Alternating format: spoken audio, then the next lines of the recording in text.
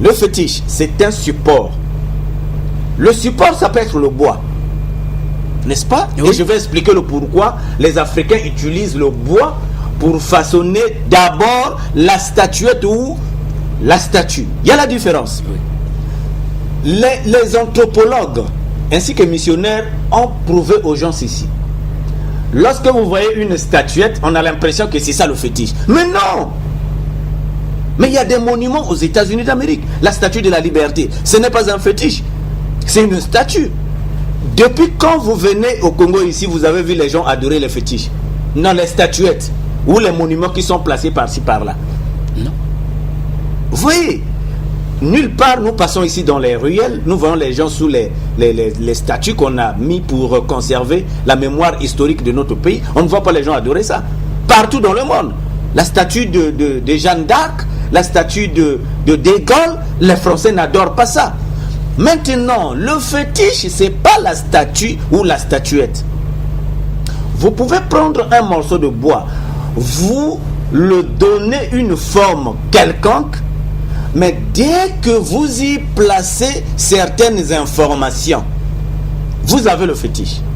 Et pourquoi les Africains, nos parents, faisaient recours au fétiche?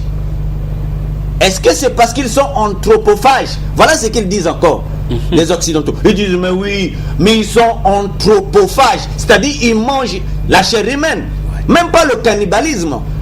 Anthropophage, ça signifie, vous pouvez quitter dans votre propre famille, bouffer même l'autre. C'est décimer toute une lignée. Mais à quelque chose de choquant frise l'arrogance. Or, le fétiche qui est un support conservateur d'information n'est pas mauvais en soi. Mais, comme tout fétiche dans chaque religion, le fétiche a deux côtés. Puisqu'il est ambivalent, c'est-à-dire il a deux côtés. Il y a le bon côté et il y a le mauvais côté. Comme d'habitude. Comme d'habitude. Le jour et la nuit. Alors, les Occidentaux disent, les Africains sont idolâtres. Voilà encore un mot qui est très difficile et très mal compris par les intellectuels congolais, par les intellectuels africains. Mais qu'est-ce que c'est que l'idolâtrie? Une religion d'abord, A. Une croyance, B. Il n'y a pas de religion sans la croyance, ça n'existe pas. Or, pour qu'une croyance soit croyance, il faut que cette croyance soit additionnée des fétiches. Dans toutes les religions, ça existe. Maintenant, pour qu'une fétiche soit fétiche, il faut qu'il y ait les idolâtres. L'idolâtrie n'existe pas, mais les idolâtres existent. Ça encore, c'est un grand débat. L'idolâtrie n'existe pas. Alors que les anthropologues treffent, c'est-à-dire trompent, pour dire que les Africains sont idolâtres. Mais il n'y a pas de fétiche sans religion. Effectivement, sans religion. Oui. Le christianisme, Dr Ben, est-il une religion qui a en lui aussi le fétiche? Vous me dévancez. Voilà.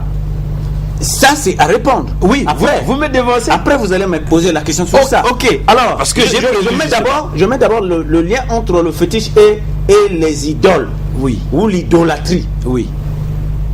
Qu'est-ce qui se passe? Puisqu'ils disent que les Africains sont idolâtres. Ça veut dire quoi? Le respect qu'ils devraient accorder au Dieu suprême, ils les accordent aux choses viles telles que les morceaux de bois, les os d'animaux, ainsi de suite. C'est faux ça. C'est faux. Donc, dans aucun village, vous allez voir les gens adorer les morceaux, les ossements d'animaux et les morceaux de bois. Non. Mais qu'est-ce que signifie idolâtre? Ou l'idolâtrie? Il y a d'abord deux mots. Après, vous allez me poser la question sur le christianisme. Est-elle une religion fétichique? Alors, l'idolâtrie, il y a deux mots. Vous voyez comment les blancs sont faux dans leur façon de concevoir les choses et de dénigrer un peuple. Ils disent ceci. Ils sont idolâtres. Vous divisez le mot en deux. Il y a le côté ido qui veut dire identique, même. Et il y a l'âtre. L'âtre signifie le respect. Mais c'est normal que moi, qui est mon grand-père qui est mort, grand savant, réfléchissant, soignant les gens, tranchant les problèmes, à capacité juridique approfondie, que je ne lui dois pas du respect. Et qui obtiendrais-je à donner du respect à Abraham? À Abraham ou à Isaac ou à Jacob? Alors que par conséquent, mon grand-père a dû faire certaines choses que même Abraham peut-être n'a pas pu faire. Alors pourquoi il n'y a qu'Abraham qui doit mériter le respect? Non, les Africains ont su que pour qu'un mémoire soit conservé, il faut chercher les supports qui vont conserver l'information. D'où le fétiche joue ce rôle. Vous avez une famille.